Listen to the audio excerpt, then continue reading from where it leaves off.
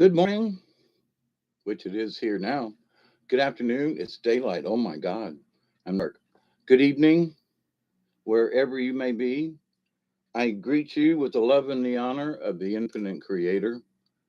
And I continue to pray that each and every day that each and every one of you will continue to learn how to accept and receive the knowledge, the healing, the wisdom, and the many blessings from the universe. I am your host, Mr. David Null. Who am I anyway? Am also known as Hawkeye Two Feathers. And I greet you this Saturday morning, and in hopes that y'all are doing well. And hey, Barry, how are you? Um, I was gonna call and chat with you a little bit this morning, and I was like, what the hell? I'm recuperating from the landscaping ordeal, okay, and it's still going on. My dear friend is out there on the tractor right now. I've been trying to figure out how to do a live stream with the cell phone, and it hasn't worked out so far. So I'm sitting here, but in the last few days of doing the landscaping, and as the title suggests, 40 years of nature. And there are places, that this used to just be a field. Now, I'm going to do some video out in the field and show you all of the stuff that we have piled up, um, that we've done in the last three, now working on another half day. And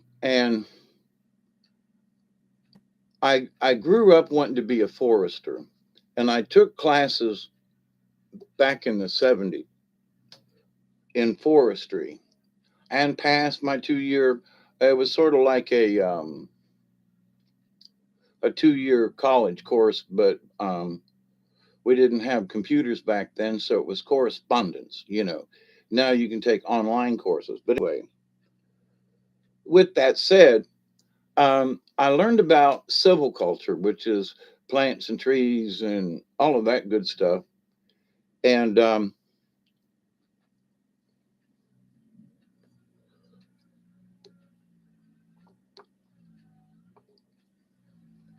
since I bought this place in 1982, I've been able to watch it when it was started out as a wheat field here, where I'm sitting right now was wheat, not very good wheat or whatever. But the farm was not a very good farm, and that was one of the reasons why he was selling it, because nothing decent would grow. And so, I bought this 18 and a half acres really for a song, and was owner financed, and the Jay Tyson was the guy's name. After all these years, I still remember. And we signed a contract on a napkin and shook hands, toasted a beer, and that was the deal. And one of the best deals I ever made, and I'm still grateful after all this time, because he gave a young hippie a chance to homestead, and I'm still homesteading. So, but anyway, hey Susie Q, how are you? It's really bright in here, and I'm getting reflection off the screen, so I can't see the chat as well as normal. But anyway, with that said, good morning, everybody. I'm having coffee, so y'all grab some coffee and have a little chat here. And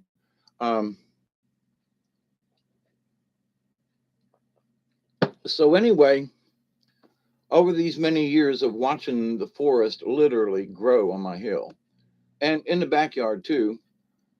But there are things that I'm like, well, I'll just look what's come up. I'm just going to let it go and see what happens. Well, then later on, you let a tree grow, and it's, a nice little tree, and then it grows into a nice little tree, and then it grows into a nice little tree, and then it grows into a big ass tree. And after so many years, that tree, that, because I really like them, one, as a forester, and, all the trees that are on my place, um, sometimes you have to cut them down when you think you ought to cut them down. So, in clearing a bunch of stuff we got out there now, right next to the mulberry tree, which is now cleared out and all by itself kind of thing, it looks great. I don't know how it's going to react to all this sunlight and nobody being around it kind of thing. But there are two pine trees that are too close to it. And so the discussion this morning was, you know, pretty much yesterday said, those two pine trees just got to go.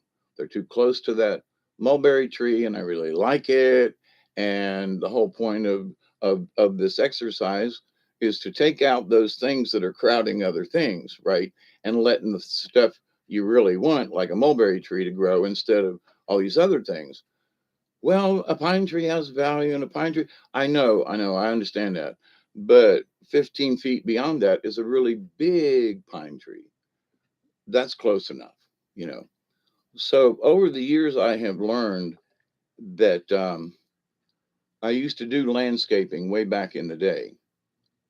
And, you read you know the distance between trees and the distance from the center of the tree out, the diameter of how big does the tree get, and then you need space in between them. And growing up down in Florida with orange groves everywhere, there is the spacing of orange trees and or citrus trees in general, but citrus. And my grandpa Noel, he moved down to Florida when he retired. I don't know, in the late 60s, I think. And I was still in high school, but we'd go out to his little farm, and he had bought this place with several citrus trees on it. So, working with him around the citrus trees every year, and, trimming and cutting and mowing and just whatever needed done, right? Helping my grandpa. And so the trees were already established. So it wasn't like we were putting anything new, but we were maintaining what was there. My point to that is I learned at an early age, don't plant stuff too close together, because you have to leave room. So you say, "Oh, look at that beautiful tree there." Oh, it is a beautiful tree, and I hate cutting them down, but sometimes when things are growing too close together, when they're little, it's best to pick one or the other and chop them, cut them, or whatever now, and choose one now. And over the years, I really hate cutting trees down, and I love all the trees, and let them grow and let Mother Nature do its thing. But if you let Mother Nature do its thing, I went from several acres of open land to just this little piece of thing here, you know, and I have noticed, especially these last few years, how much the forest keeps moving into the open area, which is normal. Silviculture, the small trees, bushes, and then smaller trees, and that's the order of nature. But in my 40 years later, what I want to do is I don't want to just grow any tree or any shrub. I want to plant something that will actually net something. And I should have done this years ago. Some people plant, 10 acres of pecan trees, and now those trees are maturing, and they have nuts on them. Other people have invested in, a half an acre of peach trees or whatever, right? Peaches used to be the big thing down here, but it doesn't get cold enough anymore. So we don't have the peaches like we used to. I've got pear trees already here. And so in some of this stuff that we've done is to open up the areas for the pear trees that have come up on their own, right? Like opening up the area around the elderberry. Elderberry. Listen to me, Barry. And I do have elderberries here, bushes, plants. And in opening up some of this stuff, my intention is to see if I can. There's elderberry in my backyard. It's in the way. I'm going to have to dig it out because it's right next to the house. I mean, right up to the house, and it's just grown on its own. But by opening up some of the property that we did, I can transplant these things that are in my literally right in my backyard and a nuisance to an area that we've just opened up and allow them to thrive. So it's like, oh, this is groovy.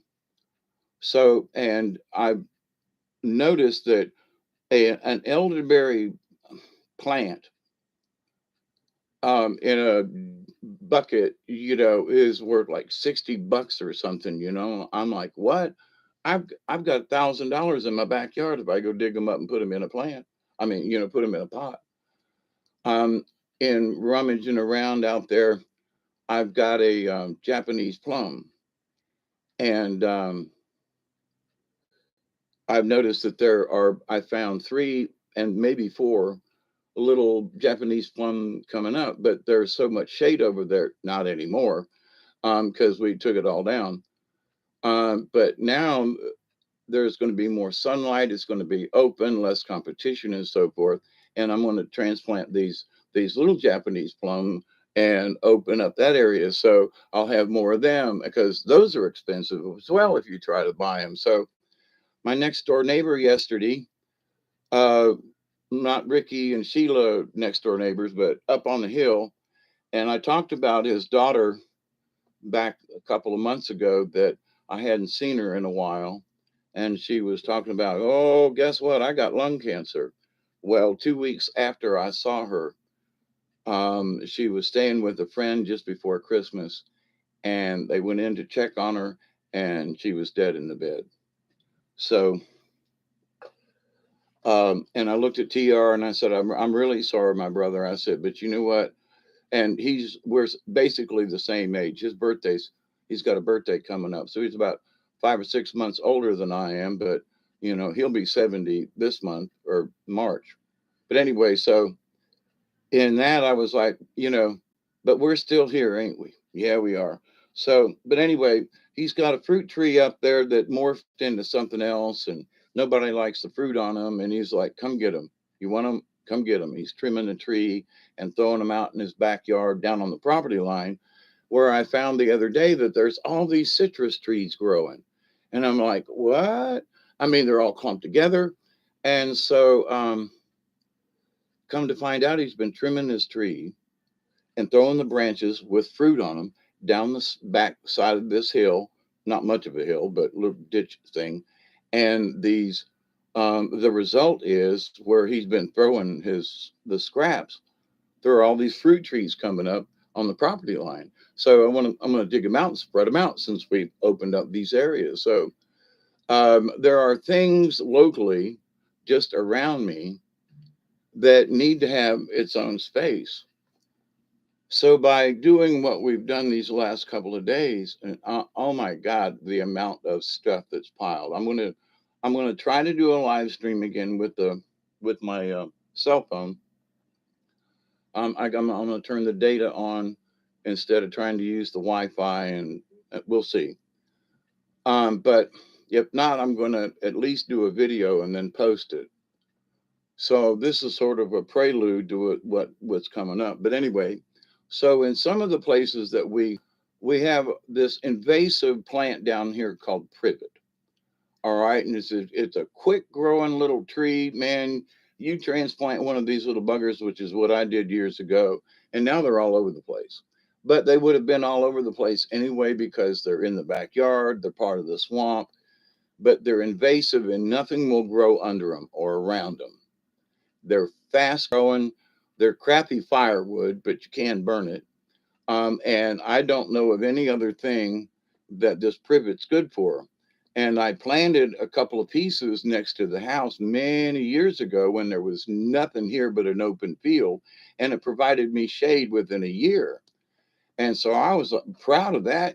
So, but then after all these years, that one privet that I planted out here, which is a long time since been gone, has left children everywhere. And they're in a flower bed, they're over here, they're down over there. I mean, my dear friends out there now, digging up the ones along the front where I'm trying to reestablish a flower bed that, anyway, invasive as hell. Okay. And so with that said though, we took out some old stock vines, grapevines, and these privet that have been there since I bought the property 40 years ago. So we've uncovered land now to the open sky that in my 40 years of being here has never been uncovered. Okay. Like what? Because I didn't have any equipment, but so it kept encroaching into the field, and we pushed all this stuff back and down the hill. And oh my God, the rich soil. Oh, goodness gracious. I got some really good soil for planting stuff in now, but anyway, and a really nice spot since we've opened it up. Barry, I might have a place now since we've done this big thing to actually put a medicine wheel. And because I've been looking for a place that's higher up and but out of the way, and oh my goodness, since we opened this stuff up, there's actually gonna be a lot more like a field there. I want grass to grow more and stuff along the edges, but I do not want the forest to encroach in that spot again. So it since that we opened up the area all the way down to where I had my sweat lodge, and I don't want to give that spot up yet. And I told my friend, I said, look, to me, that spot right there is sacred. We built it, made it. That's where I was officially given my name by a shaman, Hawkeye Two Feathers. And when I was first, made like okie dokie. And so I don't want to, it's just a little divot in the ground with some rocks around it, which we use for the sweat lodge. But I really don't want to give that spot up yet. It's not a very big spot, but with that said, though, we cleared right up to it. And now it might be, since there's a sweat lodge there, that maybe I should put the medicine wheel in that area where before I could because it was all overgrown and trees and stuff. It ain't like that no more. So it's opened up possibilities of not just being able to plant more trees and have a little bit more open space and getting rid of some of this encroachment of these dead gum privet. Oh my goodness. But it also, there's some really, really old muscadine vines. I mean, you would not believe some of the bases of these things, these vines are this big around and they're knotted and curled, and that doesn't do them any good. And a couple of those vines over the years have actually produced some really good scuppernong. Oh my God, big old purple bullaces, man. But um, they were trellised over the top of the privet, and there were no grapes. It was over. It had become unruly, and I couldn't tend to the good grapevines because it was intertwined anyway. So by wiping it all out, when the vines start coming out good here, I'll be able to train them. And instead of them being up into trees and stuff where I can't get to them, I'll be able to maintain the grapevines better because I mean, some of these muscadine are ancient because they were here down on the edge of the field where they didn't plow when it was a field. So these old muscadine vines are ancient. I've been here 40 years and they were old when I got here. So, but anyway, so there's all these things of like, well, but you're messing with Mother Nature. Yeah, but Mother Nature was kind of messing with me, in that I didn't really want all these bushes to encroach and not having, the physical strength and stamina to deal with them, like pulling them up one by one when there's hundreds of them, versus having any heavy equipment. So by having this little backhoe, I got to say it's small, but it's got some potential to it. But anyway, so and I'll try to figure out how to do a live stream and a walkabout. And if not, I'm going to use my really good camera and I'm going to walk the property and then I'll upload the video to show you what we've been doing.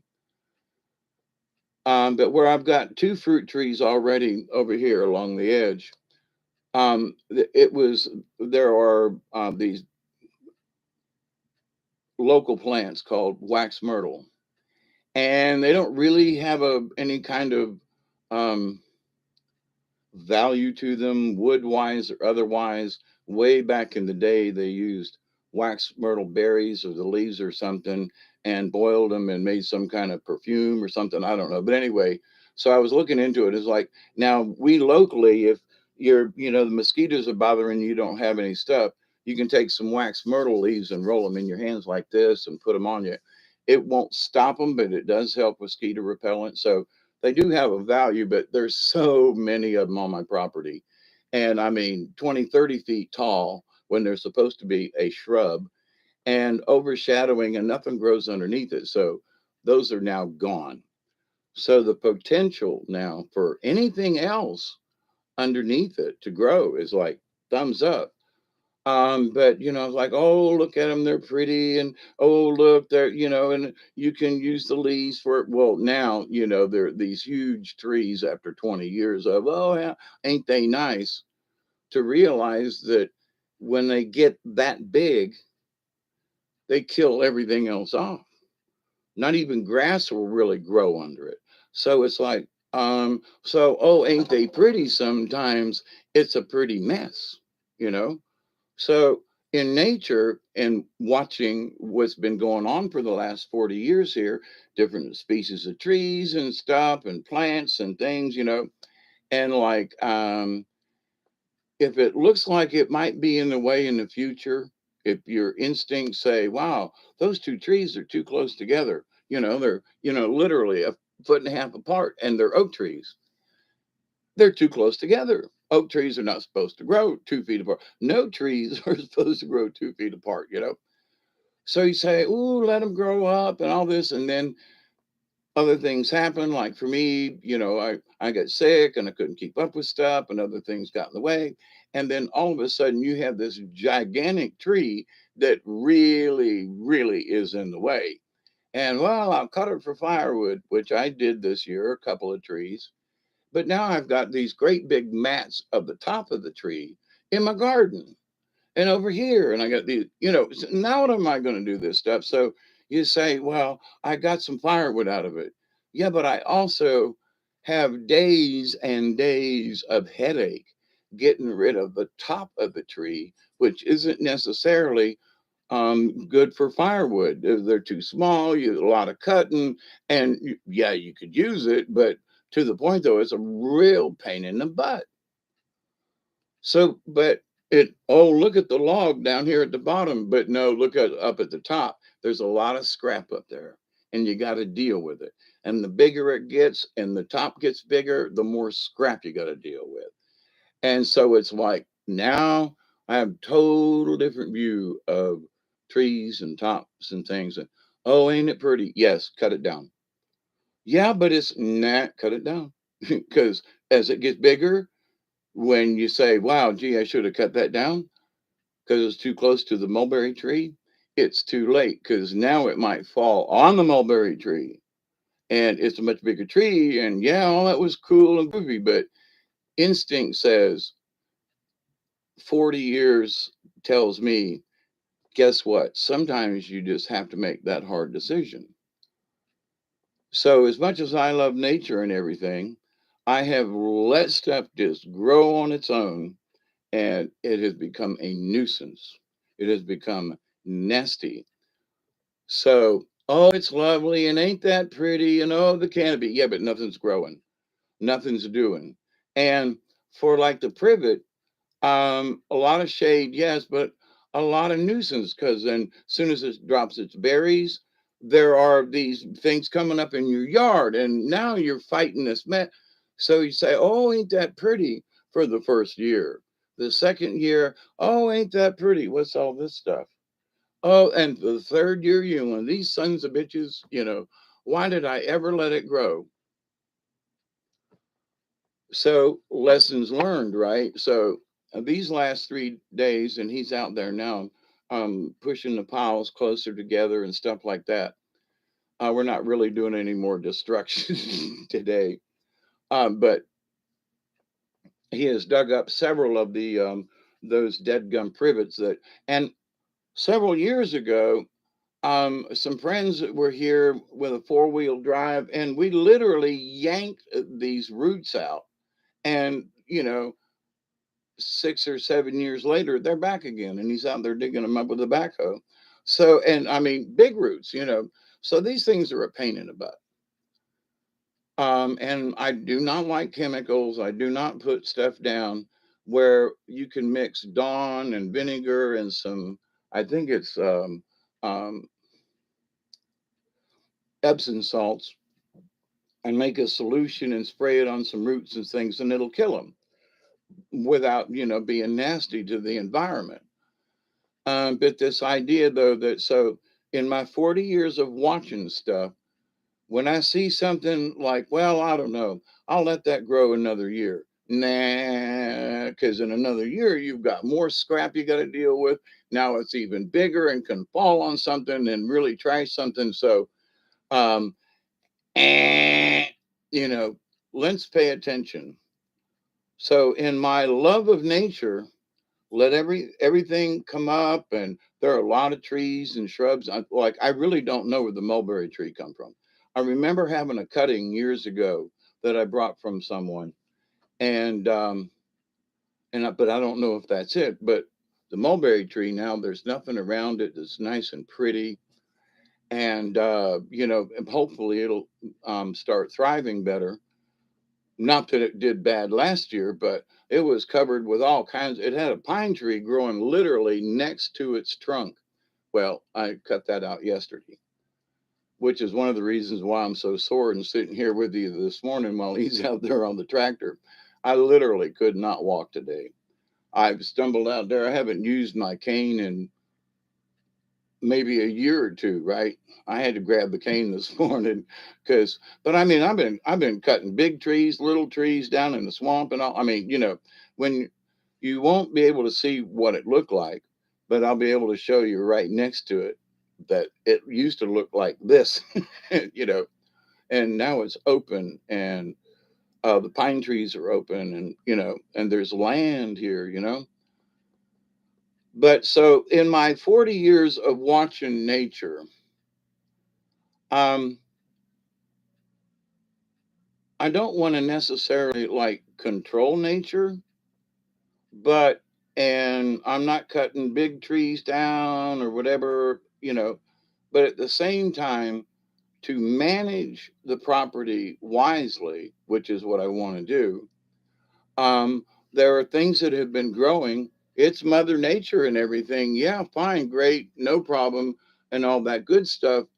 But those wax myrtles aren't doing did nothing for me except create shade where maybe something else could grow.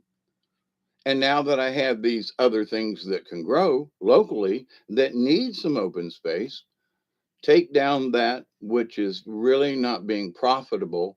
Oh my God, I can't believe profitable in that if it was a nut tree, if fruit tree or blueberries, anything else but the wax myrtle, which there is a gazillion of them around. So it's not like by taking 4 or 5 of these huge things out, um, am I lessening I'm not decimating the population of wax myrtle, especially not on this property. So, but anyway, but in those grand decisions of future stuff, you know, they're gone now. And with all the fruit trees that I uncovered, my next door neighbor saying, "Here, get what you want." And if I transplant these that are on the property line, there's 15 or 20 trees, in this little clump, So I dig them up and spread them out. I'm gonna have me a mini orchard, and in a few years, because they're already acclimated to this area, literally on the property, by just moving them and giving them more room, they should just go crazy. Versus something that it's grown in a nursery somewhere else, but these you transplant right out of the ditch, they're going to grow, especially that, it's unbelievable, this little patch of of fruit trees on the property line, from just him throwing out the cutting branches and throwing them in the back. So I'm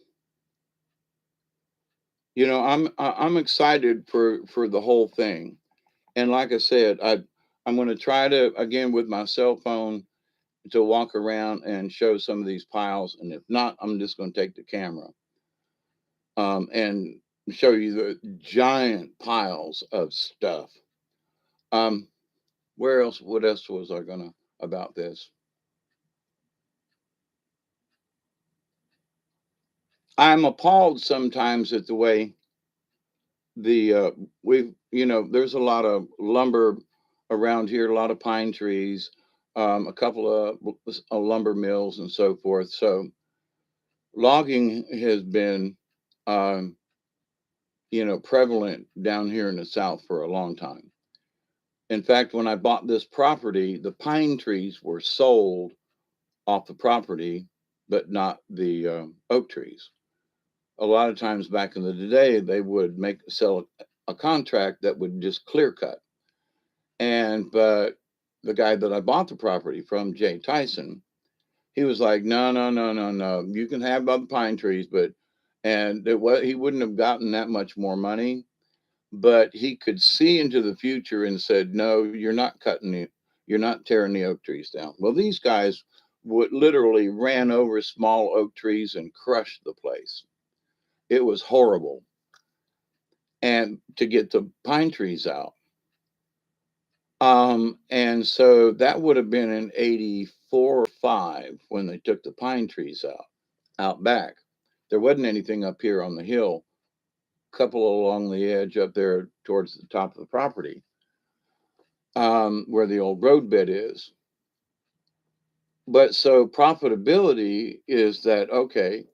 Now I haven't been down in the woods and looked at some of these trees. There's some really big trees back there.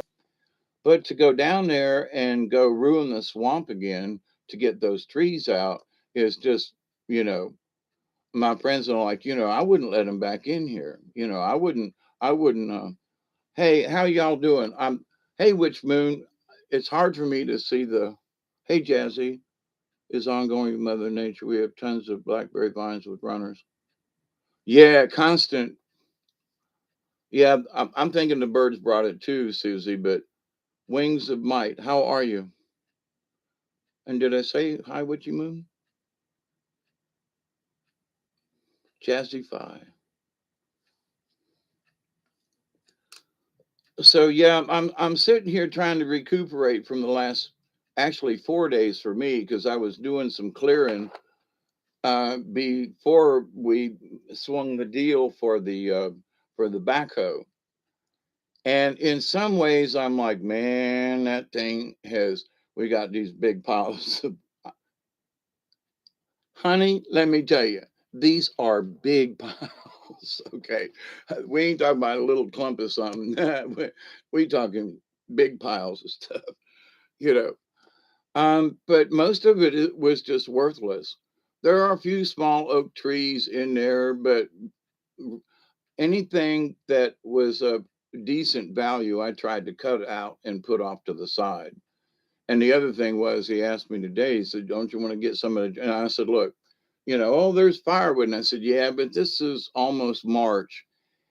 And not to say we won't have a couple of cool nights, but I got still a little stack of firewood over there. It's been warm this last week, I ran the fan yesterday because it was too hot, you know.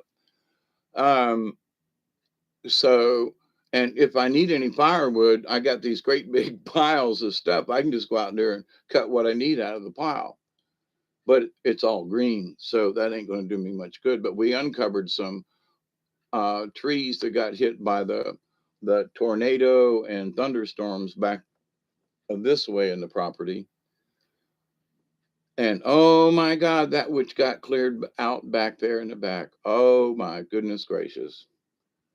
Um, it it's never been that clear since I've lived here.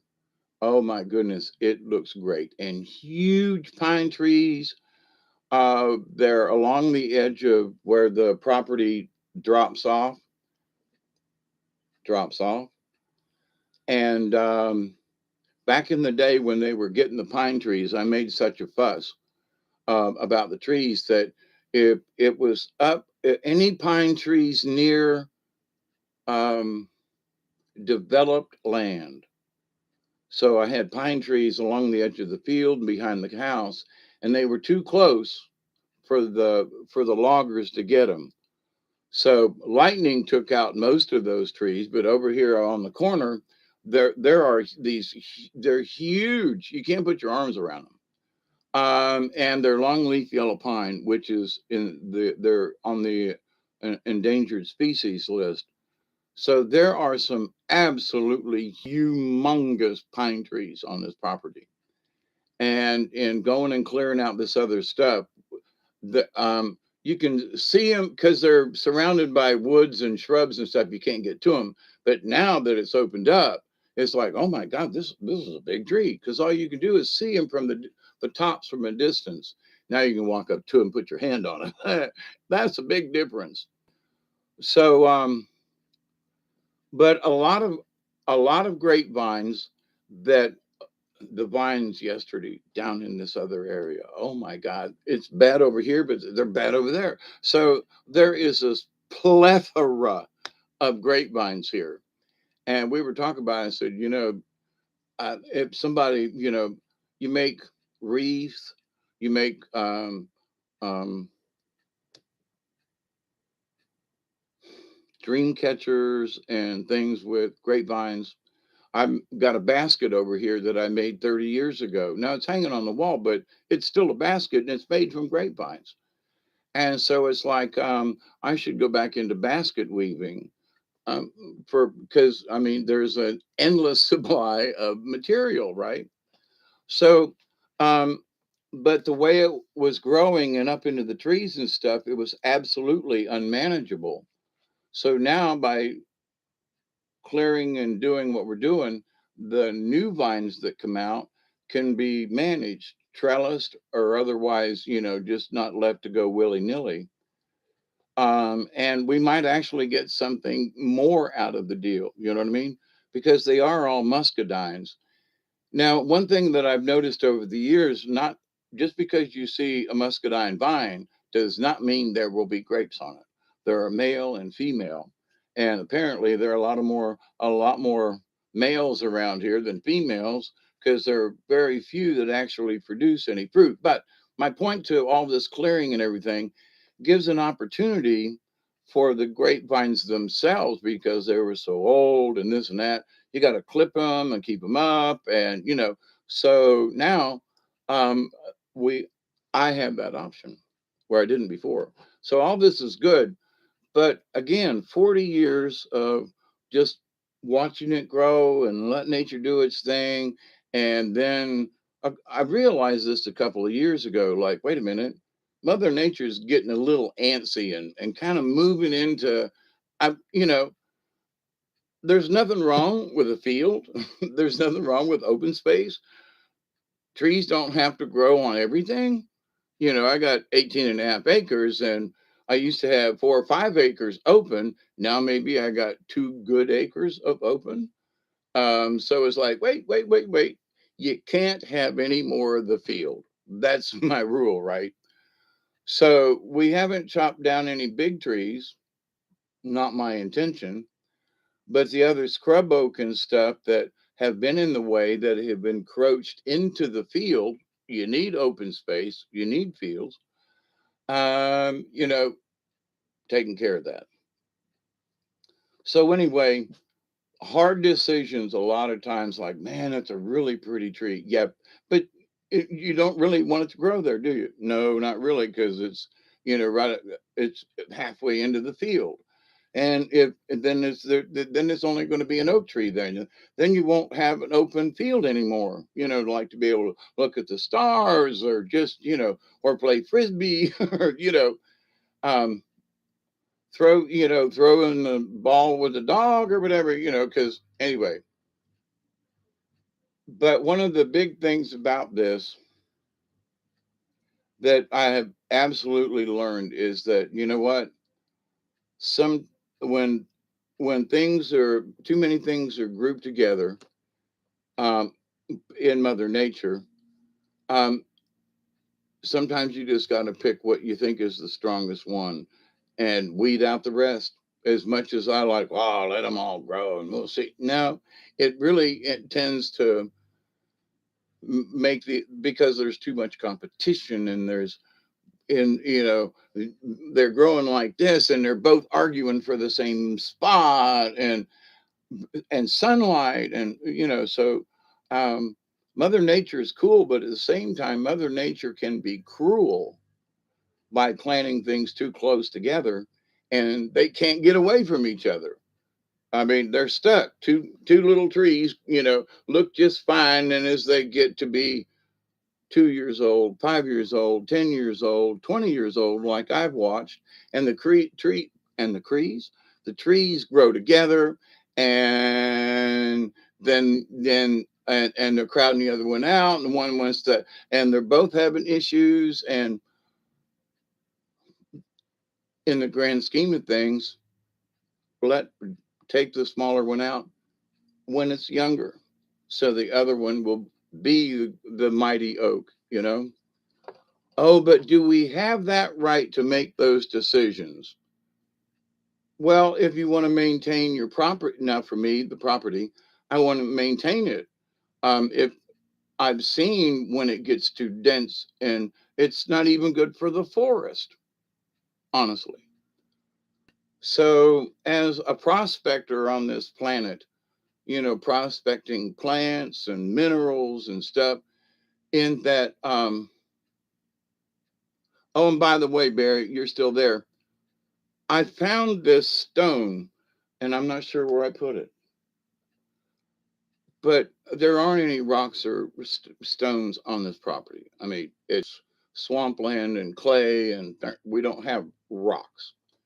But I found this smooth, like a river stone, down up against a tree down here where we were pushing stuff towards the woods. And I was like, what? I'm glad I picked it up. And I was like, I have no idea where this stone came from, but it spoke to me and said, pick me up. I'm for the medicine wheel. And I went, what the fudge? And I was like, because it was like, oh, it was over there. And I was like, whoa. I spotted it out of the roots and everything. And there's this round stone about this big around. I I got me a little buggy that I put on my stuff in. Sandra, how are you? Wait, I got to put my glasses on for this. I've broken several pairs and Mother Nature, hola, how are you? I'm still here at 69 and a half. I'm fixing to smoke one too, and since you're here, well, Mother Nature. Hey Sandra, how are you?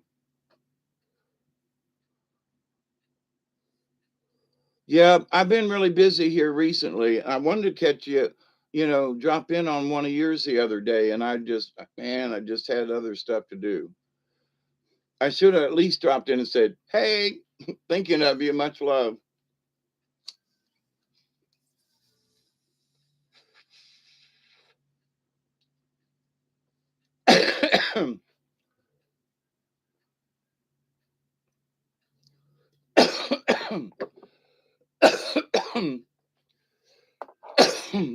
Yeah, when I can get down there with the other camera, now I might not be able to. Like I said, I'm going to try live streaming on the cell phone again, but if not, I'll just do it with the camera and then upload it. But you can see how dense and nasty and stuff, and where this rock I was like, what's this thing doing down here? And the edge of the thing, and then blah blah. It's hard to get to. It's a round, smooth. I'll find it and show you the rock that I found. But as I'm cutting trees and stuff, we're trying to push them down the hill. And anyway, so I'm cutting vines because the vines are really slowing the process down.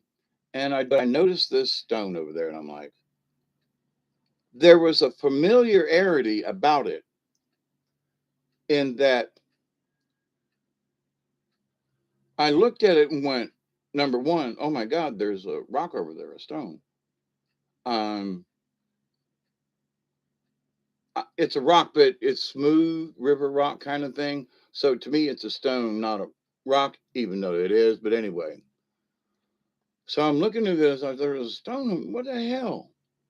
Now, there's a lot of stuff that we pulled out of the woods that I had forgotten was in there, that stuff had just growed into, literally. But when we pulled it out, I went, oh my God, I remember that. That's 30 years ago. It's been stuck down here and the tree grew into it. And oh my God. Um, but the stone is like, wait a minute. But there was a familiarity about it is and it wasn't like sideways or this way or whatever. And it could have been because it was sort of a downhill grade. It was lying flat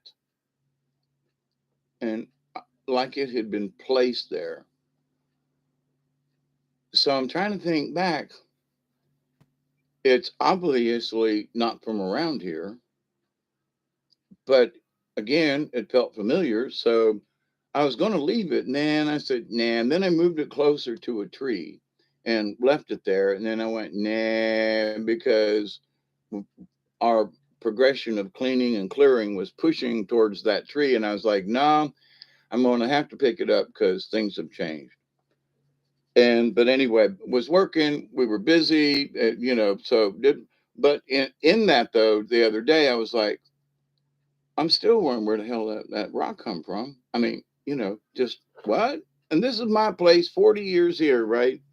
And oh my God, the junk that has ended up in my backwoods. Years ago, I swore that I would not become that old redneck with a bunch of, cars up on blocks and stuff in his backyard. Well, I have an old Datsun. It ain't up on blocks, but it is in my backyard back there in the woods. And some of the stuff that I have pulled out of the woods, I'm like, oh my God. Well, from my brother and other people living here and stuff, and then leaving stuff behind, and oh, all the years of crap. And I'm like, this is really good because in a way, it's opened up a can of worms. And that can of worms is all the shit that ended up in my woods for whatever reason, good or bad, or, some stuff. Oh, I'm going to do that, Mother Nature. Absolutely. Did I miss anybody? Yeah, because one of the things that we've wanted to do is I used to have these really nice wide trails all the way to the river. And my long term dream, because I got a sign at the top of the hill that says the Little Ochlockonee River Hermitage. And folks have come down here in the past just to get away from stuff. And the Little Ochlockonee River has almost no areas that you can explore it. And the Little Ochlockonee River is a river, although to a lot of people it's just a creek. But it's on the map as a river and the properties of it and so forth. And me and some of my friends are the only people I think have ever kayaked or canoed it. And I've gone upstream with my canoe and with a kayak, but and I don't know if anybody else has ever floated this river, ever. I'm the only crazy son bitch that, willing to do it. But it's got its own ecosystem thingy that's unique to it. And I'm very proud to own I own a bank of it. I own this side of the river. My property line actually goes to the middle of the river run. So I kind of sort of do own a section of the river. But in watching how over this 40 years now, when they came in 84 or 5 to take the trees out, which was legal at the time, there are some 200-year-old pine trees, I'm not lying, down on the river. I mean, right on the riverbank. And they wanted to go in there with these huge machines and tear out all the oak tree and everything to get to these big pine trees. And I said, no, you ain't. And I mean, it literally stood in front of the loader and dared the guy to run over me, which was kind of stupid, but he was on my property. And so I finagled. I got the magistrate involved, my attorney, um, who helped me get the property, um, and the foresters and these people and that people, because I can say this 40 years later. I poured dirt down their gas tanks because they was such bastards. But anyway, rolling on the river, absolutely. Um, and it's just really cool. It's not real wide in places, and when the water's up and you run through it, it is a frickin' blast. But anyway, I digress. So, but what ended up was they looked at the trees, they looked at how difficult, because there was a big buffer of oak trees, maybe one or two pines, mostly oak, to get to those 10 or 12 huge trees. And so they kind of mumbled between themselves and they said, okay, give us $50 for those 10 trees. And I said, okay, went down to the bank, mortgaged my little travel trailer that we were living in at the time, came up with $500 and said, stay away from the riverbank. And I'm so glad I did, because on my next door neighbor's property next door, Miss Sheila and them, um, they went all the way to the riverbank and tore out all the big trees. On the other side of the river, the people, there are different properties that come up to the river. The loggers went all the way to the riverbank. And now there are only about 7 of the original 10. And they are huge. Two people, we did this a couple of years ago, where two people could barely put their arms around these trees. They are monstrous. They're over 200. I've been here 40 years and they're still huge. So when I first got here, I was like, man, that's a 100-year-old tree. And since I've been here 40 years, that tree's over, uh, has got to be at least 200 years old. So they're on the endangered species list because they're longleaf yellow pine. And this is the only section of the river behind my house that was not totally destroyed up to the river bank. So they're the only pine trees. When you get down there, they're the only pine trees you can see. You know where my property is from the woods simply by looking at it and go, oh, look, there are those big tall pine trees, because all the other pines have been decimated and taken out. So, anyway, are these things important to me? Absolutely. And I would defend those trees to this day, with my life, because I did back then. But, Mother Nature, not necessarily you, Mama, but um, hurricanes and lightning and stuff has taken out several of them. But there still remains those ancient, ancient trees down there. And so when you're floating by and you see these great big giant these majestic giants. Hey Max, how are you? You too. Milky Way, how are you? Oh my goodness, I'm catching a bunch of folks this morning. Yeah, I was so sore from these last few days of land clearing, that I told Rob, I said, I can't walk. I'm having trouble standing. I was having trouble sitting. And so I was like, don't want to watch nothing or whatever. It's a beautiful day outside, but I got to sit here and wait for the ibuprofen to kick in. And I'm going to have a couple of good hits of this and, trying to let the cannabinol stuff and everything and kick in, so I can at least I might not be doing any chainsawing today, but I can walk around and help pick up stuff. Hey Brandy, how are you? I'm a motorboat kind of girl. Nah, they're okay, but there's this something about paddling. I've been listening to the tree story. You could do same of the seeds of those and send them to different soul tribe members, and we can. Huh, that's an interesting idea.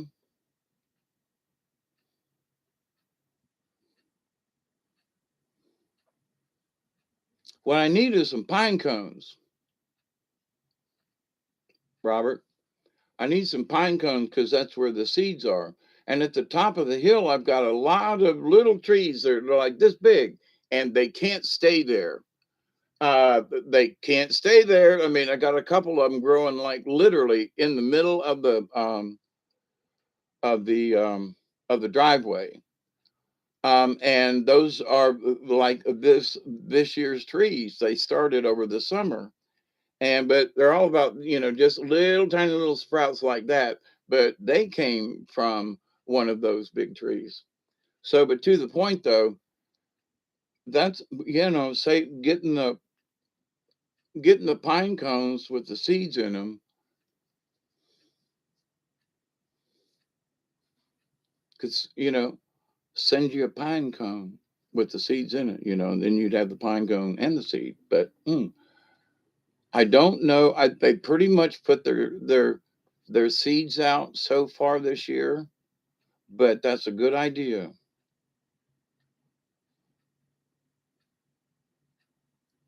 Yeah, I know. I've been up on the hill and looking, but my point is that I'll have to go back up there and see. Um, but yeah, that's a good idea. Yep, yep, yep.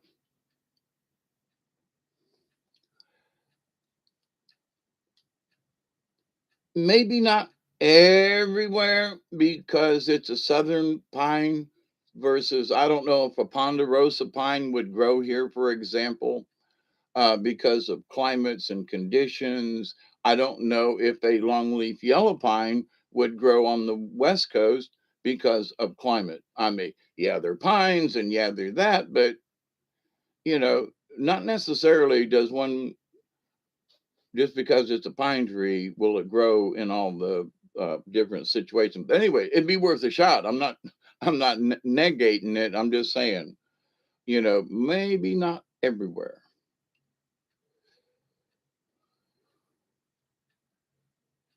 Yep, it'd only be a stamp. Yep.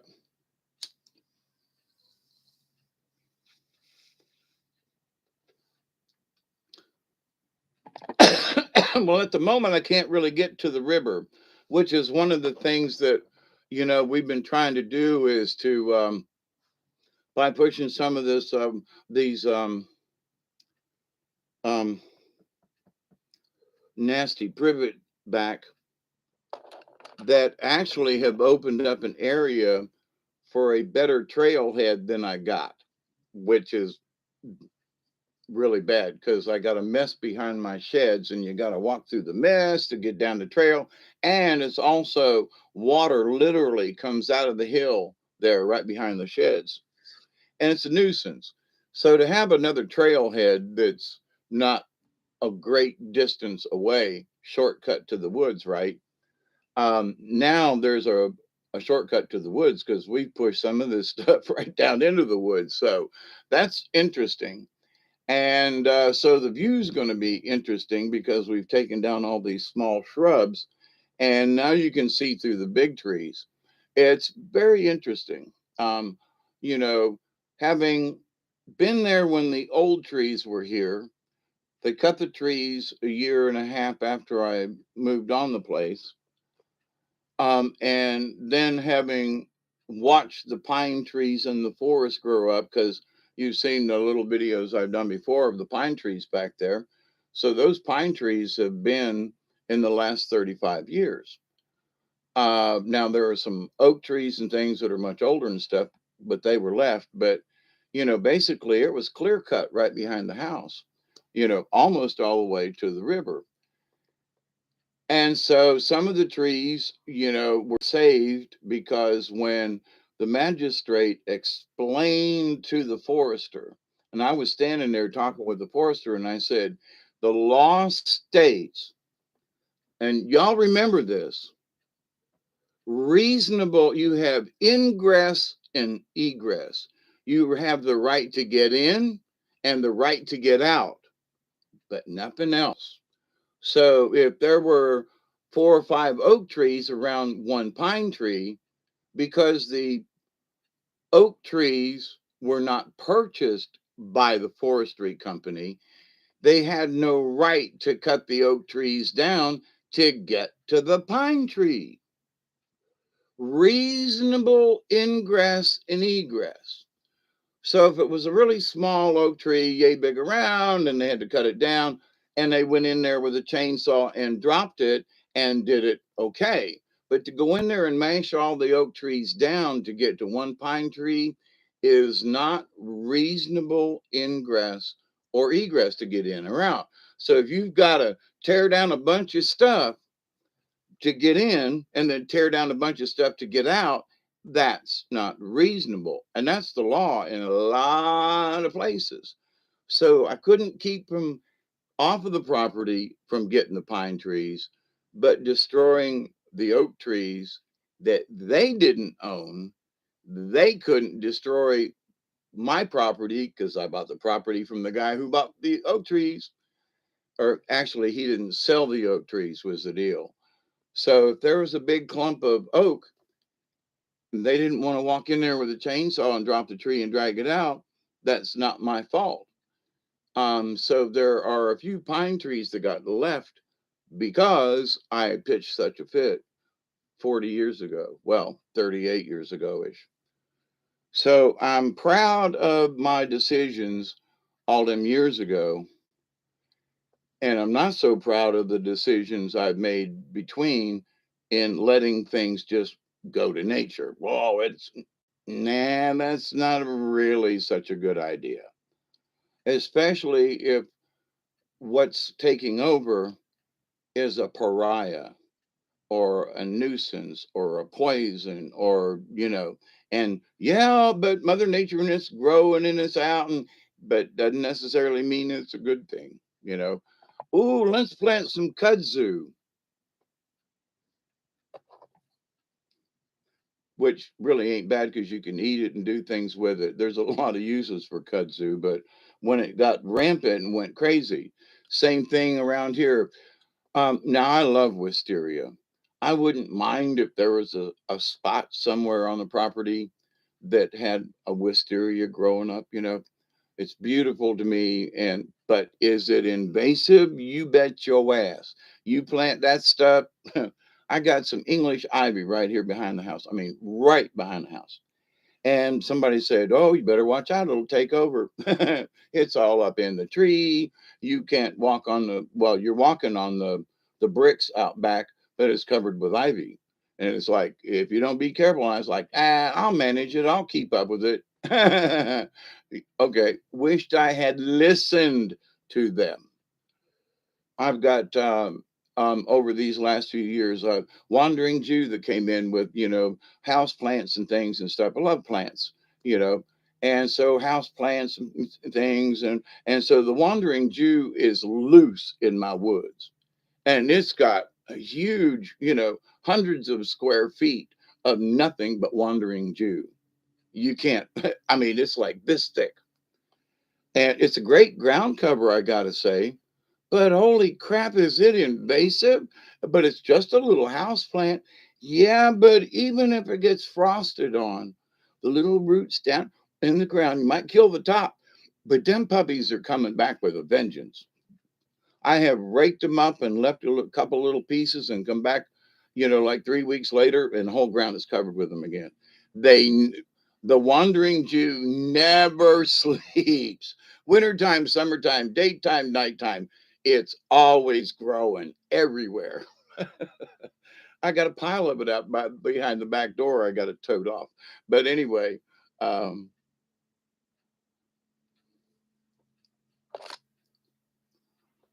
I did a logging job once that used horses to skid logs out because the guy didn't want his woods. Yeah, see, I work for folks like that too. Forestry has changed a lot since the 70s and 80s and before. They try not to just go in and just rip stuff apart. Now there's just on the other side of the river, like about maybe a mile from me, I mean literally just north of me. Um, they took out probably 50 acres of trees. And the amount of trees that they took them out um, methodically. Now, here's the thing: the trees had been planted many years ago as planted pines and rose and stuff, where what was in my backyard back when was just trees. It was just, they were just old trees. No particular, it was just haphazard like it is now. So, but they could go down the row and cut them, take them, top them. And when I rode up there a couple of weeks ago, I looked and went, oh my gosh, this whole hill and all down the Ochlockonee River. But it doesn't look like a battle zone. They took all them trees, but they also made sure that the scrap and stuff left behind ain't there. I went through some to get a beautiful babbling green Greg's took me about. Yeah.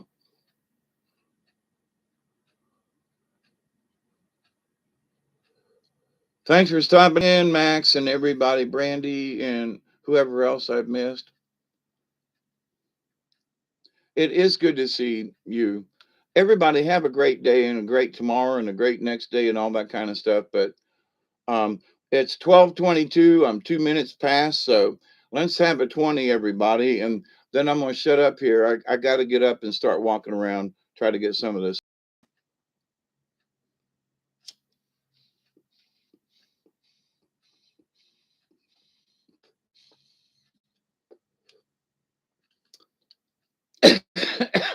I got fruity pebbles in here. Not really, but it is fruity. So my spiritual lessons over the years are that as much as you like to be one with nature and allow things to go on their own, that sometimes I think it's up to us to actually intervene. And I don't mean clear cut whole areas and stuff, but for me, selective cutting, and there's two trees here, they cannot mature correctly. One of them's just got to go. It's just practicality. And so, in planting the trees and the bushes and the berries and stuff that I plan on installing after all of this work, because my goal is to buy two trees or some kind of plant, fruit bearing or something, not just a flower, but something that has a berry or fruit or something, or some kind of usefulness, if possible. And not that I won't buy another rose bush, mind you, but the idea though that I want to plant something that's sustainable, be it a nut tree or nut trees, etc.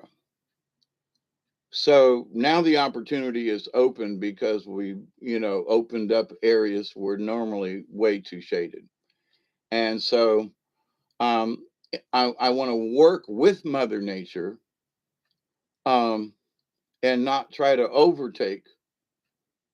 That's not the answer. Somebody said, "Well, you should just get some herbicide or something, get rid of all the weeds." And I was like, "No, no, I got a shallow well, number one, but I just don't believe in that. So if I got to literally hand dig this crap up to get it from being a nuisance, like sort of we're doing now, then so be it. But to decimate the earth with a poison or something that could be long lasting and ill affecting to other things, the answer is no. So in 40 years of being here, I do not regret that. As far as using herbicides, nope, not me, not on my place. No chemical spills. Now, way back in the day, it was like typical for folks to pour their old motor oil out in a certain spot. And I did that way back in the day, but, you know, maybe a year or two, like 85 or 6. But from then on, ain't nothing like that dumped on the ground. So, seeing how Mother Nature works on her own, seeing what storms and hurricanes and droughts or floods can do to property and stuff, been a very interesting observation. So, as hey Richard, how are you? I'm going to be doing videos and getting down to the river. These folks here, we walked down to the river the other day with their little kids, and they just love it down there. And I'm like, man, after all this work up here, to go on down and finish the trail to the river again so we can get there, easy access kind of deal. I hope my old 69 and a half year old body could put up with what my brain wants to do. You know what I mean? Because I want it so bad. I want my trails back. So, you've heard me bitch about this, but when you see, if I can get a live stream, but if not, there will be at least a video of the piles of stuff that we have uncovered and what the land looks like now. Now, you didn't get to see it before, what it did look like, but you couldn't really see the land because it was covered with the stuff. So it's like, now you can see it, but this is what was there. Like what? Yeah. So anyway, I'll do one more hit with y'all. I got to go get some more coffee, and I got to go check. I got to walk around. Um, I just I was out there earlier trying to walk and stand, and it was just not working. So I'm sitting here recuperating from the last 4 days, but I know I got to go back out. I want to go back out to see what we finished up yesterday, as it was getting dark, because we made it all the way to the property line down here. Oh my God, you can see the post. Oh my God, it's a big post. And oh my God, so where before you had to fight and slash your way to get there, you can walk it. It's great.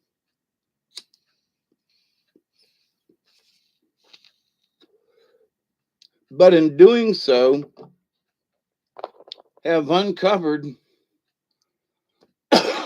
some other types of shrubs, vines, just local stuff. But wow, look at that growing over here. Didn't know that was there because couldn't get down here, right? So having access to different areas of uh, I don't know what it is. It's just low growing and ground cover kind of thing.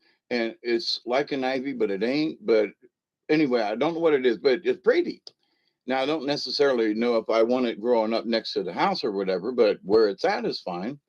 And there are other things that I have found growing over on the property line that I could not get to, that was like, oh my God, there's some of this growing over here and that. So, and by getting rid of all of the things that kept Mother Nature from growing more stuff, because when it's shadowed all the time and nothing can grow, that's no good. But to cut out those things that creating the shadow all the time, then grasses and other kinds of plants and vines and stuff can grow up. That's the point of this. So, in thinking that all things are good in nature ain't necessarily true, for that simple reason that sometimes when something becomes more pervasive than other things, it kills off everything else and any other opportunities or potential, which affects the wildlife. I mean, it affects everything. If the ground cover is just nothing but bare land or whatever, and because of shading or whatever, it's Mother Nature. We don't want to mess with her. And, we shouldn't be cutting down all these trees because it's oxygen and all this other stuff. But there ain't nothing living under it. Nothing. Nothing. Not a weed, not a nothing, right? Is that natural? So sometimes the natural order of things gets out of hand, which is one of the reasons why this great big push to get rid of some of these nasty pervasive plants that are huge. They're way, way bigger than they should be. They have become trees when it should be a shrub. I mean, you know, so, and in the other video, I will show you the piles. Um, hey, Chloe. Man, folks just keep dropping in. It's good to see y'all, though. Maybe I'll do more afternoon. You know, it's 12:31 p.m. here on the East Coast. And it's lovely to see you again, my friends. You know, Moody Blues on the crest of a nave, maybe, but Moody Blues, good music back then and even now. So, but anyway, I've got some places now, and the piles of stuff we got, I am putting the invitation out now. We are going to have some bonfires that you're probably going to be able to see from space. I mean it. I mean, you're probably going to see these things from space, but got to be done, you know. But it can't be burned right away. It's got to wait a couple of weeks to dry and then burn them. So, thinking right now, it's about us going into new moon. So, each phase is about a week, right? So, we're going into new moon. All right, that's about a week. And then first quarter, second quarter, 1 week, 2 weeks, 3 weeks, full moon. Okay. So the full moon in March, I can guarantee you unless it's pouring down raining or something, we gonna have at least one bonfire. And there's two great big piles just over here, and then another one back over yonder kind of thing. But that one might wait. But you can't tend all three fires at the same time. But these two we could keep an eye on easy. So probably going to be camping outside, and because it's going to burn for a long time. So if anybody in the neighborhood wants to come and have a bonfire here at the place, uh, my friend was saying, you know, it's going to be an all-nighter. You know, even if we start burning in the daytime, it's still going to be burning all night long. You know. And so it's like, why not invite the neighbors? And, you know, it might be that, you know, get in touch with my granddaughter and tell her, say, look, you know, you can come up anytime, but if you want to come for a bonfire, you know, the longer it needs to, because then things will start living in the piles. And I don't want that. I'm in pushing things to the woods. We have created, um, piles where birds and things and stuff can nest or hide or whatever. So there's plenty of places that we have created, but I don't want stuff living in the pile in the middle of the field that's going to be there. You know what I mean? So, but anyway, um, giant bonfires seen from space, you know, on full moon in March. So mark your calendars. It's going to happen, you know, in that area. I haven't looked at the map yet. Well,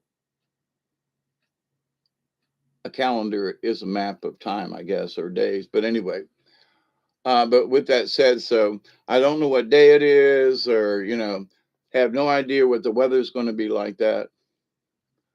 But just saying, you know, invitations open, you know, and sort of in an unofficial way, not that I've actually been like closed for business, but for me, when I put the sign at the top of the driveway, the Little Ochlockonee River Hermitage, I meant it, you know? And then hurricanes came and stuff happened. But the basic thing is that as long as you're respectable, you're welcome. As long as you are honorable, you're welcome to come, you know. Notice rather than just driving up to the yard is always nice, but y'all know ain't that hard to get in touch with. If you can't get in touch with me, you have to pull up in the front yard. Okay, honk your horn, you know, state your business, declare who you are, put your sword down.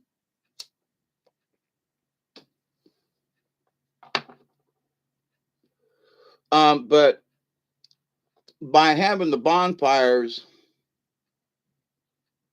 it for me is like really going to solidify that my field is back.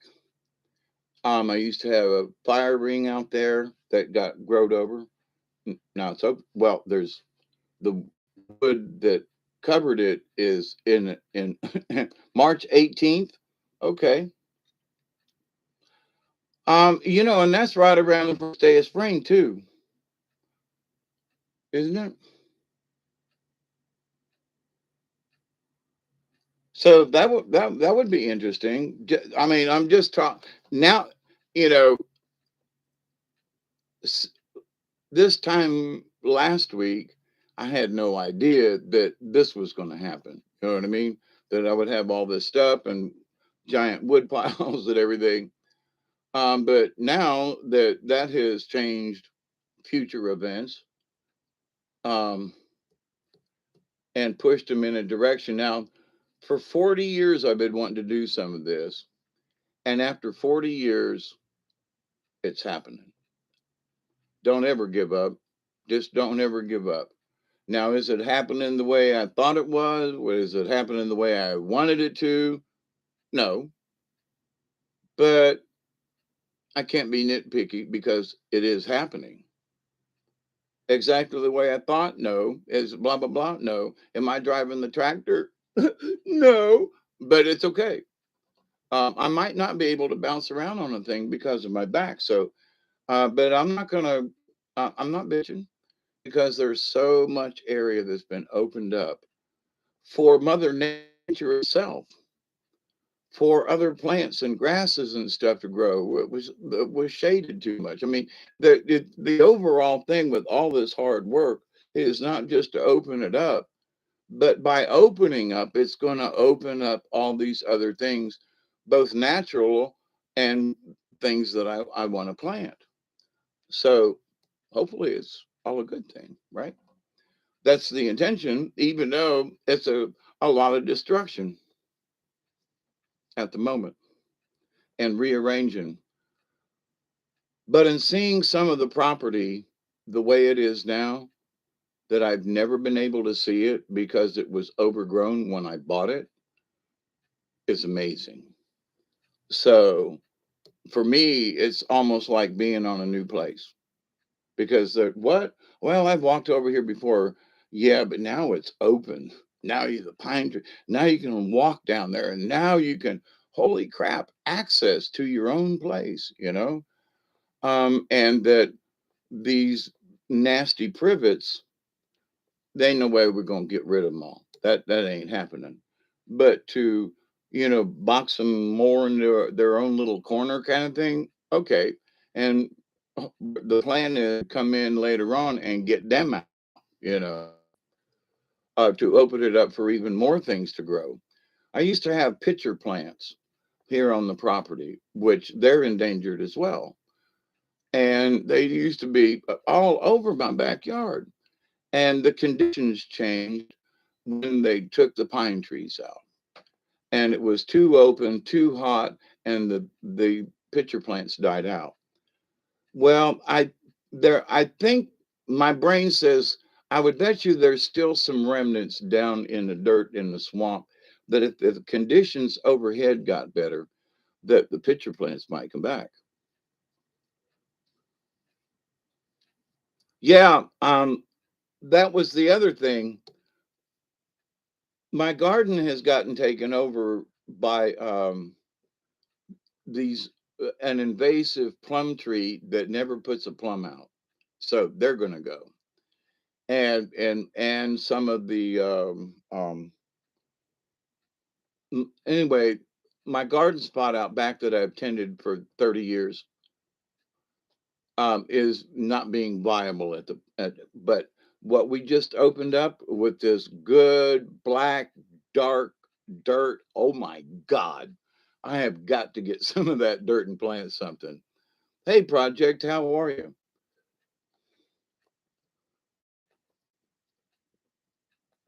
But when I take on a walkabout with the other camera and I show you, you can see the different colors in the dirt and how rich the dirt is. And I was like, man, I had no idea that was down there, kind of thing. But the field was clay and kind of sandy. The dirt was not very good because that's why it was a crappy um, farmland.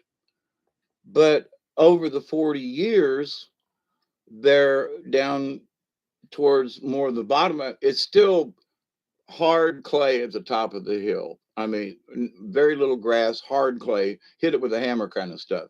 Down here at the bottom of the hill, there's all this dirt that has come down and over 40 years of just stuff falling and tree, pine needles and grass and just stuff, right? That there is a depth of at least a foot and a half of topsoil now that was clay. Now in 40 years, the bottom of the hill down here that I want to keep open as a field, has all this topsoil now that didn't have it when I moved here. So it's really interesting to not only see the top of the ground and trees and nature growing, but now to dig in the ground after all these years on it, or have been them damn privets, and great, great. So, but now the potential because of shade, all kinds of stuff can grow there now. Yeah, I don't have that problem. Hemlock down here, I don't have that. But there are a lot of vines, and I don't want to get rid of all the vines. There are trumpet vines and this kind of vine and that one, but um, I think by opening up the shade close to the ground. Hey, Amanda, hope you're doing well.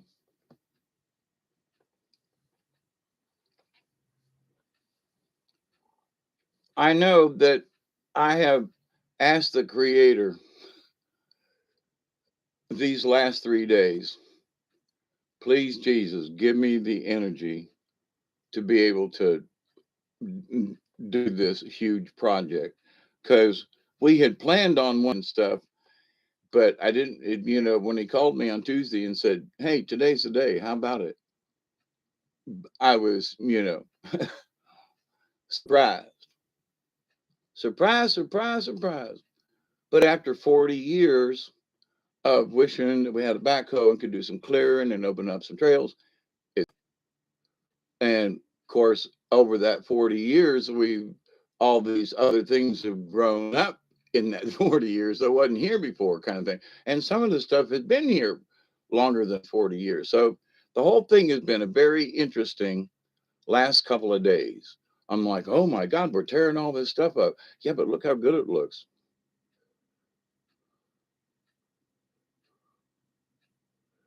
Oh, that's so sorry, Amanda. I don't go up my stairs much either because when I fell down them, I hit this radiator sitting right here beside me. You, it's an old school radiator right there. And that was supposed to be collecting sun. The heater used to sit here, and this thing's so big that I didn't have any other place to put it. I wanted to put it over here by the other wood stove because when you heat up the wood stove and the cast iron sitting right next to it, the cast iron heats up and helps to radiate warmer air into the house anyway. But I was coming down the stairs. Yeah, you can't see it at night. Let me see if I can. Sorry for the rustle bustle.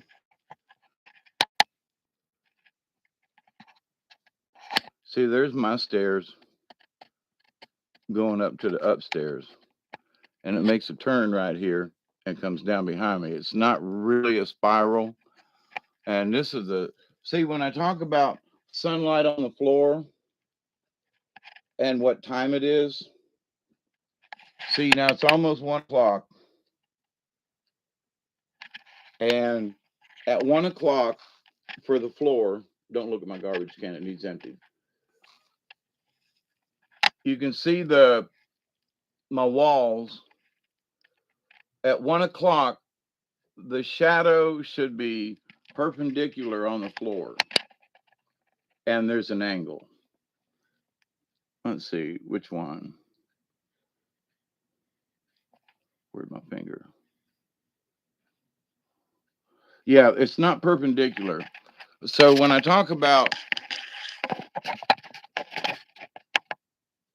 that, my house is a solar clock, you know,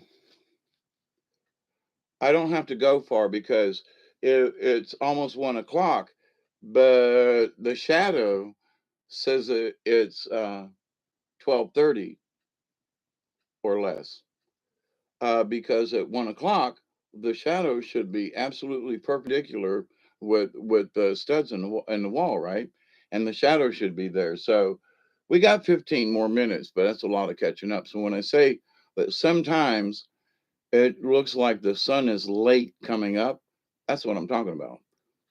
Yeah, you can see my diving helmet over here in the back, and my other helmet stacked on top of it, in case they start lobbing grenades at me. Miss Amanda, many prayers for your grandmother and for you because you're taking care of her and taking care of the elderly and stuff. Been there, done that, and it's taxing. So many of us understand what you're going through, but not exactly. But we still will send you prayers and whatever healing is necessary, continued healing. But anyway, so I'm here an hour and a half this afternoon, which is unusual for me. Um, but I do need to try to walk around and get the stiffness out, and I need to get back outside and do another stuff. Um, because if I don't move around, it's going to get worse. That's my biggest issue. But I want to get my camera and at least take some video.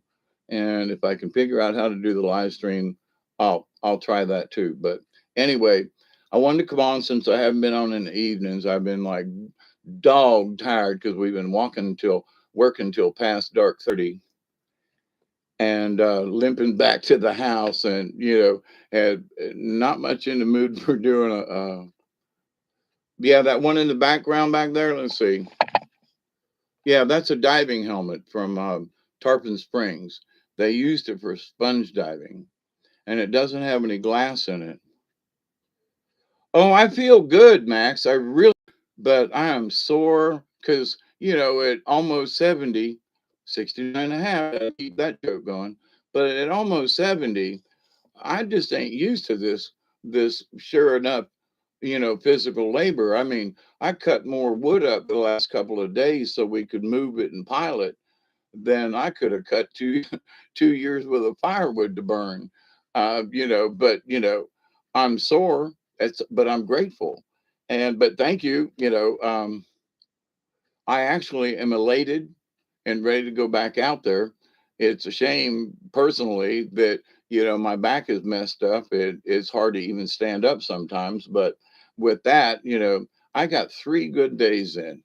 I'm blessed. You know what I mean? But thank you, Max, and everybody. I understand what you mean. Let's take some of this soreness out, Lord, and let me go out there and see if I can aggravate my condition even more. It's like, give me the strength to go out there. Why? So I can cut more firewood and make my back feel worse or get even more sore. Pray for me, everybody, because I'm going to go out there and torture myself. Basically, that's what it kind of amounts to. You're going to go back out there and do that. Yeah. Well, doesn't that kind of amount to self torture? Well, maybe, got to think of it in strange little different ways. But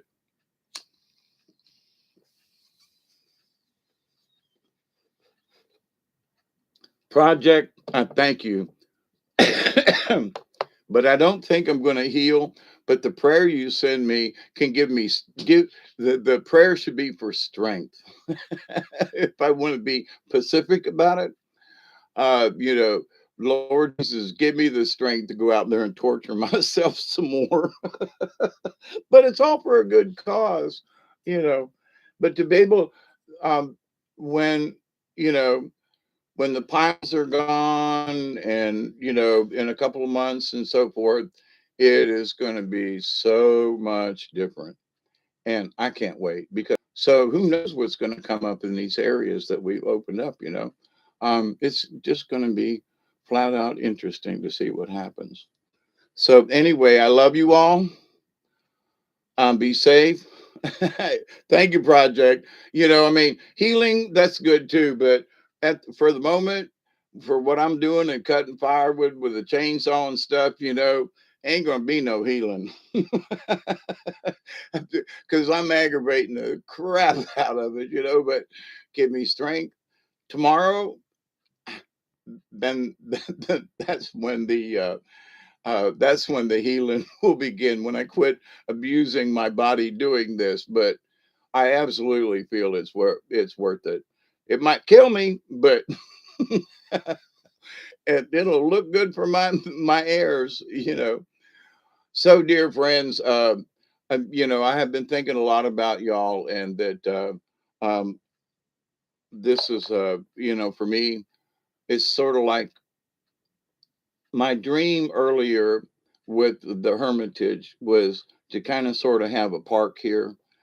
If you wanted to come and bring your family on a weekend, on a Saturday or Sunday, and come out, and if we were friends enough, then we might cook something together and have a fire. And you can camp down on the river, or I had different places that if you don't want to be on the river, there are other places back in the woods that are really nice to set up a spot and go camping in the woods without fear of anybody coming, or paying any fees or nothing. Just come out and enjoy yourself, period. That's it. And relax. And that it just, things got overgrown and things went out of hand. And, so in a way, whether anybody actually shows up to do that, um, I feel that things are open more, and are working in that direction, because there are some folks that would like to do it themselves, me included, to get back down on the river and to be able to kayak it again. And, if you wanted to come and experience a river that nobody else is ever, I'm telling you, I don't think that the Indians used the river much, because the Big Oclockney is just a couple of miles from here. But and because it's so narrow and trees and roots and stuff. But we cleaned it out years ago and had it so that we could go from the bridge up here all the way down past my property, this guy, and a half a mile or more on downstream, in places I'm sure that I don't think anybody's ever been. And there are some absolutely gorgeous places down there that, over the, well, I say thousands of years, but because of all the thickets and everything, to float by all the mess and see the huge oak trees and the things and the this down in the deep swamp that other people can't walk to, is really, for me, it's really cool, because I'm an adventurer. Very few men have ever gone before, um, because this planet over thousands of years have been tramped on, walked on, and everything. But back here in this back swamp, even for those of us who live here and around it, it's difficult to maintain. And I'm sure there are signs where the pioneers came in and they used to turpentine the trees. There are cat claws and marks that you can see. There are huge stumps back there that, the stumps are 40 years old from me being here, but they were older than that. And they show the marks where people used to turpentine the trees way back in the day, back here in the swamps and other places along. But you can't really see it, you know? So there were people down in the swamps back in the day, pioneer days, But then we're the only folks who are brave enough to go down in the swamps, moccasins and snakes and skeeters and everything to, to turpentine. And but the remnants and the history is in the trees and the stumps, and it's not in masonry buildings and things, but the signs are there of what the pioneers before me and us did down here. But anyway, as far as the woods and the river and everything is concerned, they may have used it as a waterway between places. They may have cleaned it out enough. And my point would be that if they were turpentining, it would have been easier to float downriver to Thomasville with a load of turpentine than it would be to try to load it on a wagon and drag it to Thomasville back in them days, the 1800s, because the roads were nasty. And at the top of my driveway, when you come in, is the original Zion Grove Church Road. And I own both sides of the road for a couple of 100 feet, and then the ditch all the way down to the property line. So I actually have a living piece. It's the original road bed as you come in the top of the driveway. So I always thought that was interesting in and of itself. But so the history might not be in a building or the buildings that are gone or whatever, but there's that's the original road. And there's another part over here that that Sheila and Ricky, they own actually two of the original and the second version of Zion Grove. So it's like the history is in the geography, the farms, the trees, the stumps that are left in the swamps and things, and a lot of that's going. So, but unless you got an eye on it, or you go somewhere where most folks don't want to go, even on a good day, um, then with that said, um, you've made a difference. But anyway, but having these areas open again to be able to walk and get through is really exciting to me. So, I'm you can probably hear the excitement in my voice, but I got to get up here and start walking around. I'm out of coffee, and so I wish you a good careful out there. Um, I for down here in the south, I know it's a nice, beautiful, sunny day, but remember that ultraviolet stuff can cook you in a hurry. Um, don't put on no SPFs because that just makes it worse. So wear a long sleeve shirt if you can, and stay in the shade as much as you can, because the sun is literally cooking your pineal going up. You know, it's cooking your brain. Okay, so stay out of the sun. Wear a hat if you can, but enjoy the day. Just sit in the shade. So y'all sip some lemonade for me. Yeah, I got to be careful. That's absolutely true. There are vines and stuff down there that I was tripping on, and that can hurt you. Carrying a chainsaw, whether it's on or not, it hurts just to fall. But anyway, absolutely. Thank you, all my brothers and sisters. So, but yeah, there will be another video coming up of what's been going on. So, anyway, thank you for the prelude. Thanks for hanging out with me for a little bit.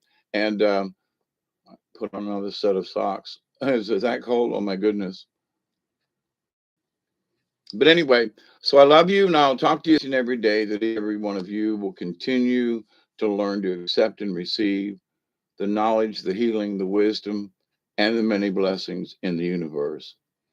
And me and Doug are every day that we get up, we do continue to pray that each and every one of you will continue to learn to accept and receive the knowledge, the healing, the wisdom, and the many blessings from important to all of us. And that we continue to learn to accept and receive the knowledge, the healing, the wisdom, and the many blessings from the universe and Mother Nature. Vines wind up in my chair. Oh yeah. The vines yesterday, well, the last couple of days, but yesterday down in the woods, some of these vines are literally 60, 70 feet long. I ain't lying. They're like huge. So, but anyway, pictures coming in some videos. So y'all have a great day and y'all be safe too. And later, everybody, later, Gator. Cheers. Be safe. Till next time. Adios.